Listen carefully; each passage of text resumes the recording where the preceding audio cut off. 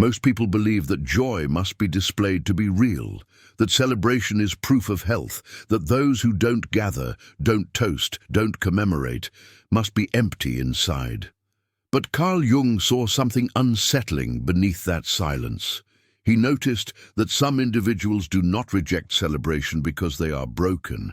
They reject it because they no longer need it. They do not seek witnesses to validate their existence. They do not anchor their identity to rituals, approval, or shared emotion, and that alone should make you pause. Jung believed that when someone stops participating in collective joy, something radical is happening inside their psyche, a separation, a withdrawal of energy from the outer world into something far deeper. What emerges from that inner compression is not sadness, but power, quiet, concentrated, and difficult to predict. This is why Jung warned that these individuals should not be misunderstood, because when a person no longer celebrates what society celebrates, they are no longer governed by the same psychological rules. And that changes everything. Jung understood that human energy does not disappear, it only redirects. When someone begins to pull away from celebrations, from gatherings, from the noise of collective emotion, they are not losing vitality. They are channeling it inward, into regions of the psyche that most people never access. Jung called this process the introversion of the libido, and he believed it was one of the most misunderstood psychological movements in human behavior. Most people live with their energy turned outward. They need the world to reflect back their worth. A birthday party confirms they matter. A promotion celebration proves their value. A wedding validates their love. The external ritual becomes the mirror through which they see themselves. But when someone no longer seeks that mirror, when they stop feeding their sense of self through the approval and participation of others, something fundamental shifts. The energy that once flowed toward people, events, and validation begins to spiral inward. It gathers, it compresses, it transforms. This is not depression. Depression drains energy until there is nothing left. Introversion of the libido concentrates it. The person may appear quiet, distant, even cold, but beneath that surface, an intense psychological process is unfolding. They are building an inner world so rich, so complex, that the outer world begins to feel shallow by comparison. Celebrations feel performative, social rituals feel empty, the laughter at parties sounds hollow because it lacks the depth they now experience in solitude. Jung saw this pattern repeatedly in his patients. They would describe a growing disinterest in social life, not out of bitterness or resentment, but out of a quiet realization that the energy required to participate no longer felt worth the exchange. They were not rejecting people. They were rejecting the superficiality of connection that did not penetrate to the core of who they were becoming. And this frightened those around them, because a person who no longer needs your validation is a person you can no longer control. Society operates on a system of mutual dependence. We celebrate together to reinforce belonging. We toast to shared values. We gather to remind ourselves that we are part of something larger. But when someone steps outside that system, when they no longer need the group to define their reality, they become unpredictable. They are no longer bound by the same psychological contracts. Their motivations become opaque. Their actions no longer follow the expected script. Jung warned that this withdrawal should not be mistaken for weakness. In fact, he believed it was often the opposite.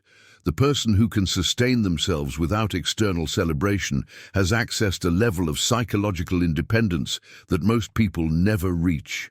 They have found a source of meaning that does not depend on audience, approval, or applause. They have turned inward and discovered that the self, when fully explored, is vast enough to occupy a lifetime. But this power comes with a cost.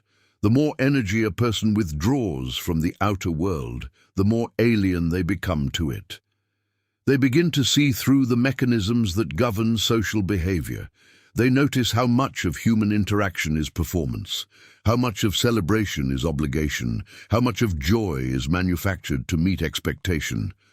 And once you see that, you cannot unsee it. You cannot go back to pretending that the birthday cake means something deep, that the New Year's countdown holds genuine magic, that the wedding reception is anything more than a choreographed display of unity.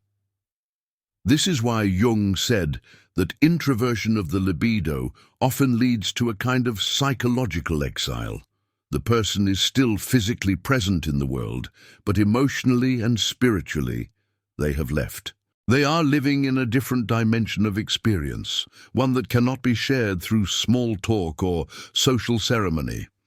They have become strangers in their own culture, and that estrangement only deepens the more they follow the inner path.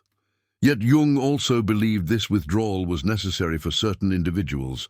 Not everyone is meant to live with their energy turned outward. Some people are called to the interior journey, to the exploration of the unconscious, to the confrontation with the shadow and the discovery of the self. For these individuals, celebration is not just unnecessary, it is a distraction. It pulls them away from the work that matters most, the work of becoming whole. And so they stop celebrating, not because they are sad, not because they are broken, but because they have found something more compelling than the approval of the crowd. They have found the quiet power of a self that does not need witnesses to exist. There is a moment in psychological development that Jung considered both liberating and terrifying. It happens when a person realizes they no longer require external confirmation to feel real. Their achievements do not need to be announced. Their milestones do not need to be marked by others. Their existence does not need to be witnessed to hold value. This shift is so subtle that most people miss it entirely, but its effects are profound and irreversible. Children live entirely through the eyes of others. They perform for applause. They seek approval. They measure their worth by the reactions they receive.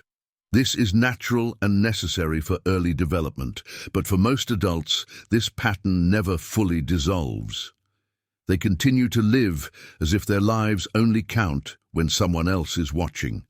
They post their wins online. They throw parties to mark transitions. They need the group to acknowledge their progress, their love, their very presence in the world. But some people cross a threshold where this need evaporates. It is not that they become indifferent to others. It is that their center of gravity shifts. They stop outsourcing their sense of reality to the crowd. They stop performing their life for an audience. They begin to live from a place so internally rooted that external validation becomes irrelevant.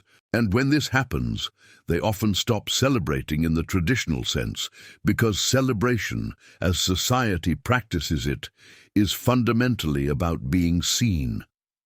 Jung understood that this shift represented a dangerous level of autonomy.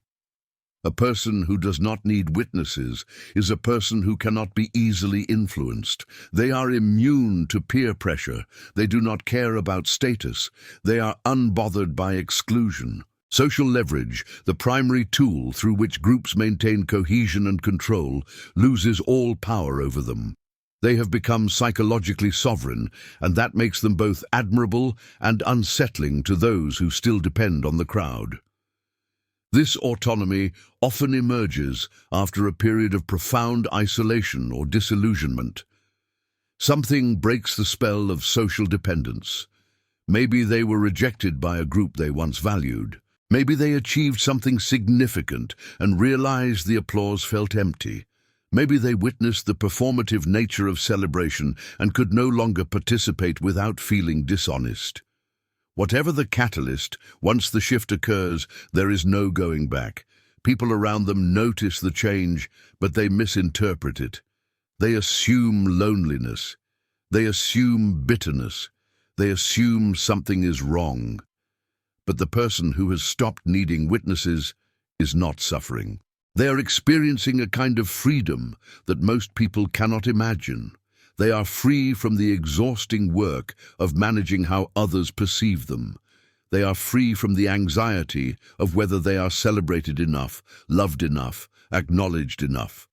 They have stepped out of the game entirely. Jung saw this autonomy as a hallmark of individuation, the process by which a person becomes fully themselves. Individuation requires separating from the collective, from the expectations and judgments of the group, and finding a truth that belongs to you alone.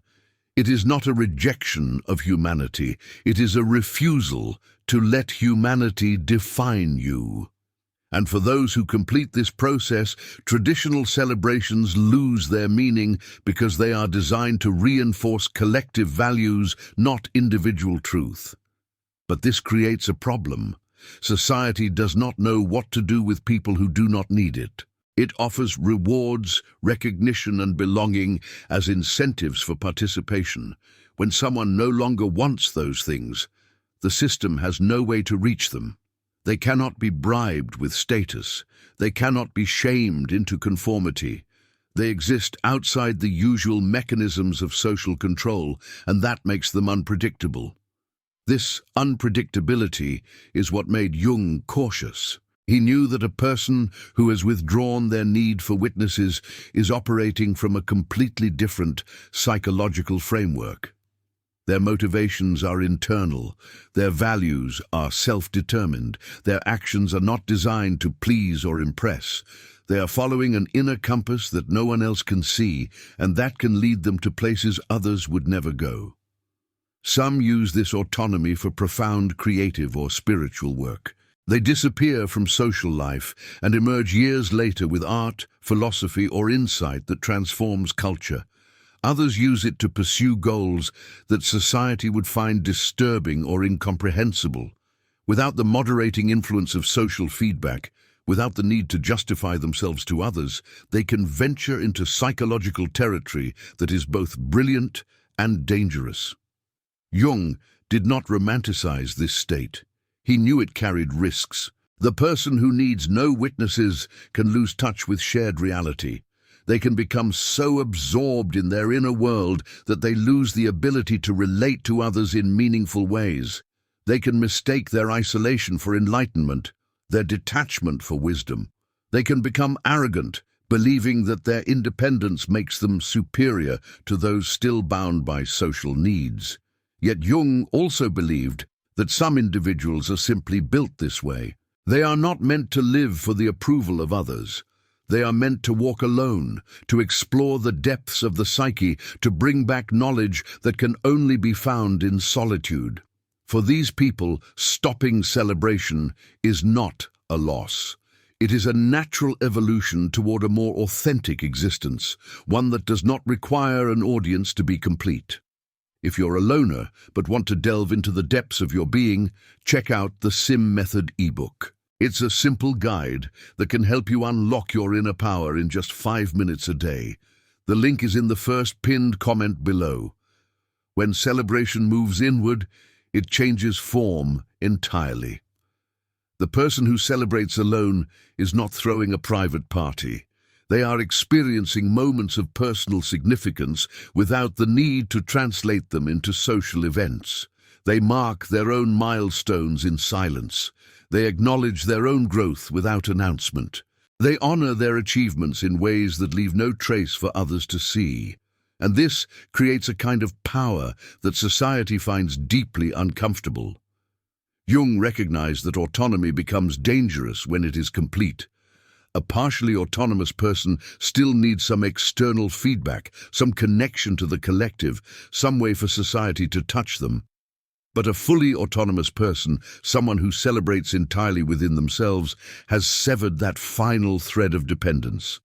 They have created a closed psychological loop where their sense of worth, meaning, and joy is entirely self-generated. No one can give it to them. No one can take it away. This level of independence is rare, and when it appears, it tends to provoke strong reactions. People feel uneasy around someone who genuinely does not need their approval. It challenges the unspoken agreement that we all need each other. that we all depend on mutual recognition to feel whole. When someone breaks that agreement, when they demonstrate that they can thrive in total psychological solitude, it exposes the fragility of those who cannot. Society has always known how to handle people who want too much attention. It ignores them, mocks them, or gives them just enough recognition to keep them manageable. But it has no effective strategy for people who want no attention at all. These individuals slip through the cracks of social control.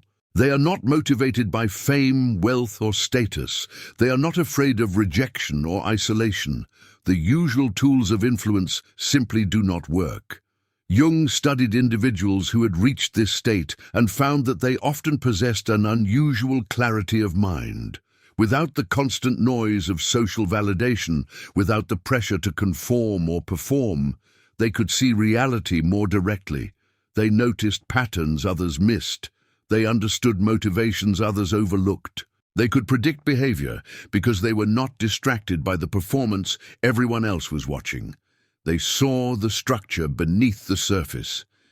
This clarity gave them power, but it also isolated them further.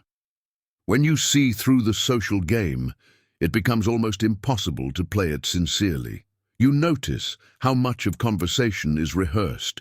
You see how people position themselves for advantage. You recognize the small manipulations, the performative emotions, the strategic kindness.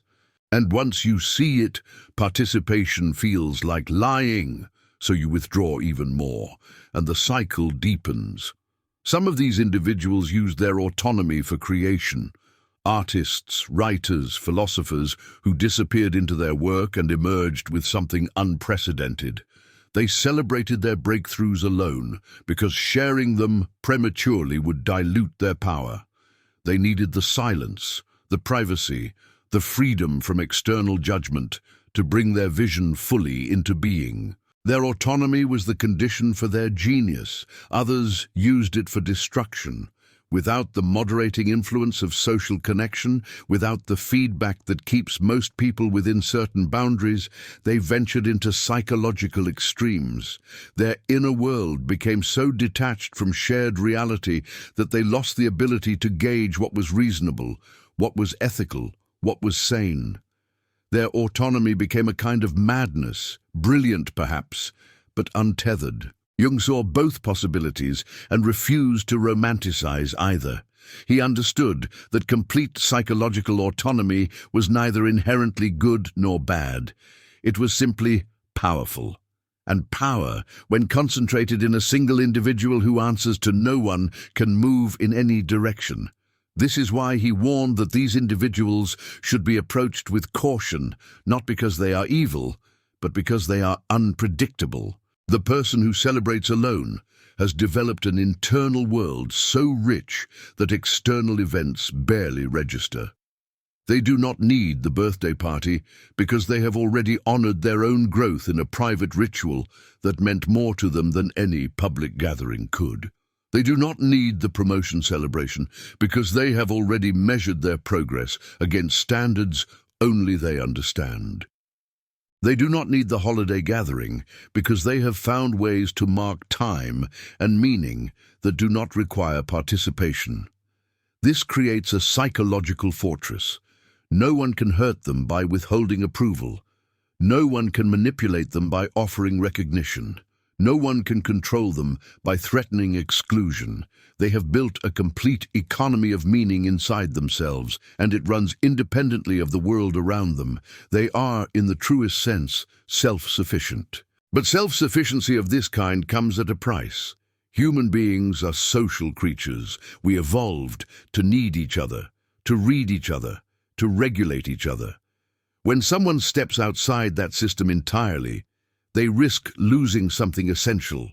They risk becoming so detached that they can no longer feel genuine empathy. They risk mistaking their isolation for enlightenment. They risk becoming cold, calculating, even cruel, because they no longer have emotional skin in the social game. Jung believed that the healthiest path involved balance, A person should be capable of autonomy, capable of celebrating alone, capable of generating their own meaning. But they should also remain connected enough to the collective to remember that they are human, that others are human, that shared reality still matters. The danger was not in having the capacity for complete autonomy. The danger was in living there permanently, in cutting all ties, in forgetting that even the most independent soul is still part of a larger whole. Yet he also knew that some people would make that choice. They would go all the way into autonomy and never come back. They would celebrate alone for the rest of their lives, not because they were broken, but because they had found something in solitude that the world could never offer. And those people, Jung said, should be watched carefully, because they have access to a kind of power that operates outside all normal social constraints. There comes a point in certain lives where the rituals that once held meaning collapse entirely. The birthday candles look absurd. The wedding vows sound scripted. The graduation ceremony feels like theater. The New Year's countdown seems like a desperate attempt to impose meaning on the passage of time. What was once sacred becomes hollow, and the person can no longer pretend otherwise. Jung believed this moment was critical, a fork in psychological development that could lead to profound growth or complete disintegration. When collective rituals lose their power over an individual, it means the archetypal structures that organize social life have stopped resonating with their psyche. These rituals exist to connect us to something larger than ourselves, to mark transitions, to create shared meaning. But they only work if the individual invests belief in them. Once that belief evaporates, the ritual becomes empty form, motion, without substance. For most people, this never happens. They participate in rituals their entire lives without questioning them. They feel something genuine when the clock strikes midnight on New Year's Eve. They are moved by the symbolism of a wedding ring. They value the recognition of a graduation ceremony. The collective framework continues to provide structure and meaning, but for some, a shift occurs. They see through the construction. They realize that the meaning was never in the ritual itself, but in the agreement to believe it mattered. And once you see that, you cannot unsee it. Jung understood that this loss of ritual participation often followed a psychological crisis. Something shatters the illusion of collective meaning. Maybe the person experiences profound betrayal and realizes that social bonds are more fragile than they believed. Maybe they achieve everything society told them would bring happiness and find it empty. Maybe they witness death or suffering so raw that the polite fictions of social life become unbearable. Whatever the cause, the veil lifts and they see the constructed nature of everything they once took for granted. This is not cynicism. Cynicism is a defensive posture, a way to protect yourself from disappointment by expecting nothing. What Jung described is different. It is a kind of clear seeing, a recognition that collective rituals are human inventions designed to manage anxiety, create cohesion, and impose order on chaos. They serve a function, but they are not inherently meaningful. Their power depends entirely on collective participation and belief. When someone reaches this understanding, they face a choice. They can continue to participate in rituals, even though they see through them, performing the motions for the sake of social harmony. Or they can withdraw, refusing to invest energy in something that no longer resonates as true. Many choose withdrawal, and this is when they stop celebrating.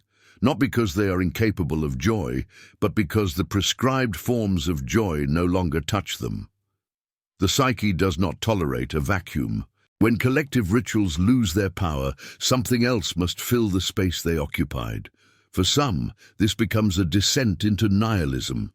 If nothing matters, if all meaning is constructed, then why bother with anything? They drift into apathy, depression, a sense that life is fundamentally pointless. The loss of ritual becomes the loss of all structure, and they collapse into formlessness. But for others, the loss of collective ritual becomes an opportunity. Freed from the obligation to celebrate what society celebrates, they begin to discover what genuinely moves them. They create private rituals that reflect their actual values, their real experiences, their authentic relationship with existence. These rituals are invisible to others because they are not designed to be shared. They are purely personal, moments of recognition and reverence that occur in silence. Jung called this process individuation, and he saw it as essential for psychological maturity. A person cannot become fully themselves while still entirely dependent on collective structures for meaning. At some point, they must separate, must discover what is true for them, independent of what the group has decided is true. This separation often looks like pathology from the outside. The person seems to be rejecting everything, becoming isolated, losing touch with reality. But from the inside, they are finding reality for the first time. The danger is that this process can go too far. A person can become so detached from collective structures that they lose the ability to function within them at all. They can become so absorbed in their private mythology that shared reality becomes inaccessible. They can mistake their personal vision for universal truth and grow arrogant, dismissive of anyone still participating in the old rituals. They can forget that even though collective rituals are constructed, they still serve important social functions, and completely abandoning them has consequences. Jung saw this happen repeatedly. Individuals who had broken free from collective meaning structures would become convinced they had found something superior. They would look down on those still celebrating birthdays, still attending weddings, still marking holidays. They would see themselves as awakened and everyone else as asleep. But this sense of superiority was itself a defense mechanism, a way to manage the loneliness and alienation that comes from stepping outside the collective. It was a story they told themselves to make the isolation bearable. The healthiest outcome, Jung believed, was when someone could hold both realities simultaneously. They could see through collective rituals without dismissing them entirely. They could participate when it served connection and community, while also maintaining their private relationship with meaning.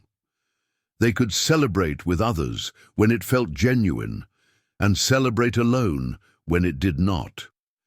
They had developed the flexibility to move between worlds without losing themselves in either. But this balance was rare. Most people who lost faith in collective rituals went all the way into isolation. They stopped celebrating entirely, not as a conscious choice, but as an inevitable consequence of seeing what they had seen. They could not go back to pretending. They could not fake enthusiasm for traditions that felt empty. So they withdrew, and the world let them go, relieved not to have to accommodate someone who had stopped playing by the rules.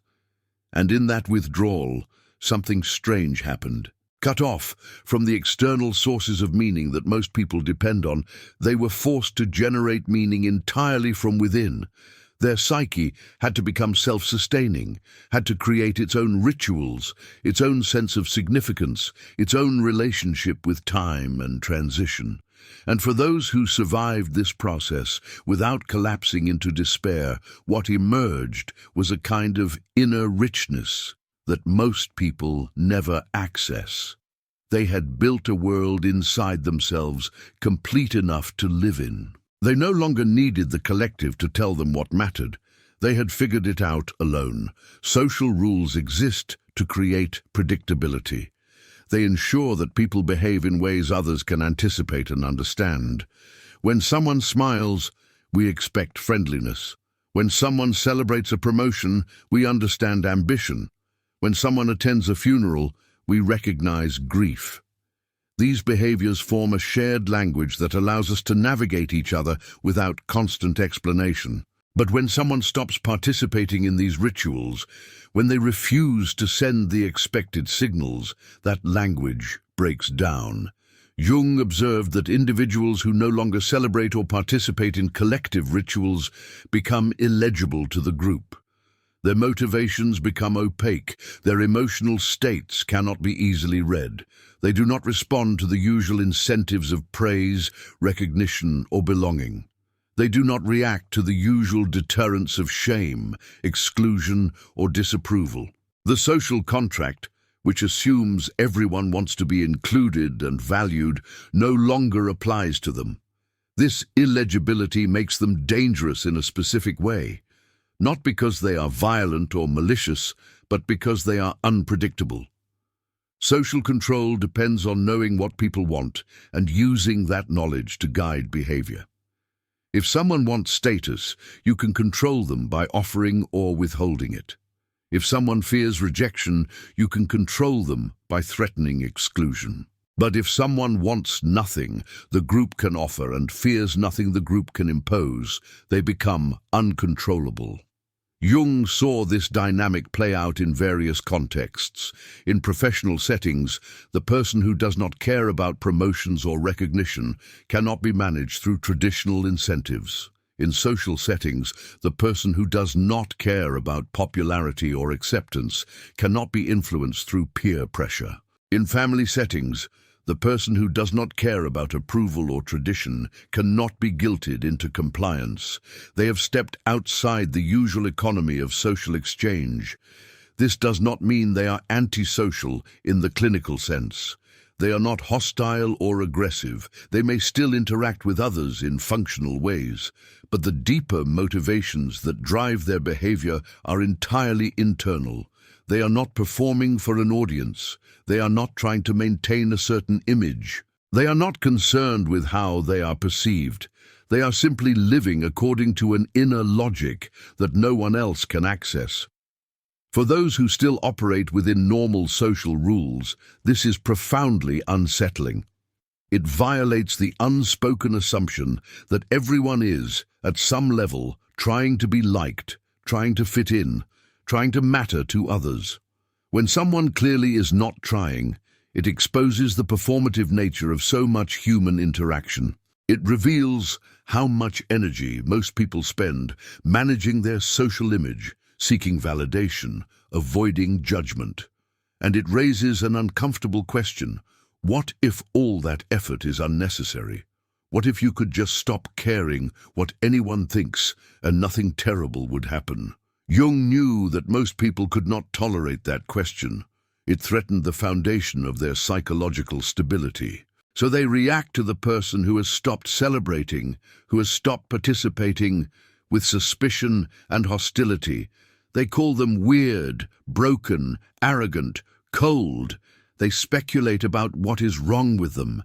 They create narratives that restore the social order by framing the outsider as deficient rather than different. This allows the group to maintain its belief system without having to confront the possibility that someone could genuinely thrive outside it.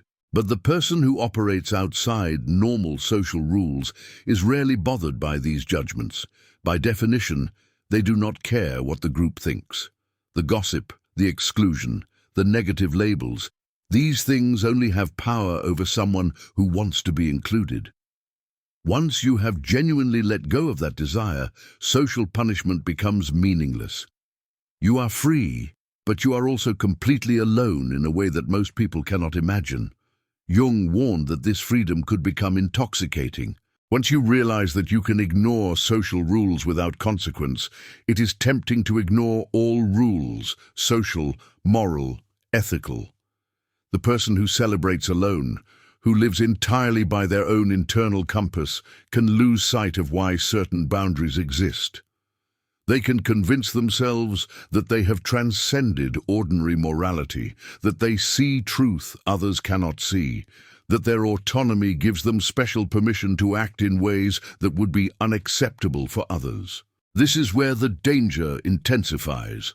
A person who operates outside normal social rules but retains empathy and ethical grounding can be a visionary, an artist, a revolutionary thinker. But a person who operates outside those rules and has also abandoned ethical constraints can become something much darker. Without the corrective influence of social feedback, without the guilt or shame that normally regulates behavior, They can pursue goals that are selfish, harmful, or destructive without internal conflict.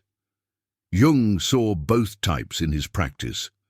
Some patients who had withdrawn from collective rituals were accessing deeper truths about themselves and the world. They were undergoing legitimate spiritual and psychological transformation. But others were using their autonomy as justification for cruelty, manipulation, or exploitation. They had mistaken their detachment from social norms for superiority, and that belief allowed them to harm others without remorse. The key difference Jung found was whether the person had developed an internal ethical structure to replace the external one. Social rules provide a framework for behavior that most people follow without deep reflection. When you step outside that framework, you must consciously build your own, or you risk becoming amoral. The person who celebrates alone must decide for themselves what is right and wrong, what is acceptable and unacceptable, what is worth doing and what is not. And that decision-making process, without the guardrails of collective wisdom, can go very wrong. Jung believed that true individuation required not just separation from the collective, but also integration of the shadow, the parts of ourselves we deny or reject. A person who withdraws from social rituals without doing this shadow work can become dominated by unconscious impulses. They think they are free, but they are actually driven by unexamined desires, resentments, and fears. They have not transcended social rules. They have simply stopped pretending to follow them while remaining psychologically immature. The individuals Jung found most concerning were those who combined complete social autonomy with a lack of self-awareness. They did not celebrate because they believed they had moved beyond the need for such things, but in reality they were nursing deep wounds. They were not independent. They were defended. Their refusal to participate was not freedom, but avoidance, a way to protect themselves from further hurt. And because they did not understand this about themselves, they remained dangerous to themselves and potentially to others. When energy withdraws from the outer world and concentrates inward, it does not remain static. It builds. It intensifies. It begins to operate under its own pressure, creating psychological conditions that are both extraordinary and precarious. Jung understood that prolonged isolation, especially when chosen deliberately, does not make a person weaker or emptier. It makes them denser, more concentrated, more psychologically potent. Think of it as water behind a dam. When allowed to flow freely, it spreads out, becomes shallow, manageable. But when contained, when pressure builds over time, it gains tremendous force. The same is true for psychic energy. A person who lives with their attention constantly dispersed across social obligations never accumulates enough internal pressure to generate real transformation. But a person who withdraws all that energy inward begins to experience a build-up that can be both creative and volatile. Jung saw this pattern in many of the most creative minds he studied. They isolated themselves, not out of sadness, but out of necessity. They needed the compression. They needed the intensity that only solitude could provide. In that pressurized state, insights emerged that would have been impossible otherwise. The psyche, under pressure, reorganized itself in ways that produced genuinely original thought. But this same process could also lead to fracture. Not everyone has the psychological structure to contain that much concentrated energy. The line between genius and madness, Jung believed, was often just a matter of how well the psyche could manage the intensity of its own compression. The compressed self becomes a kind of psychological bomb.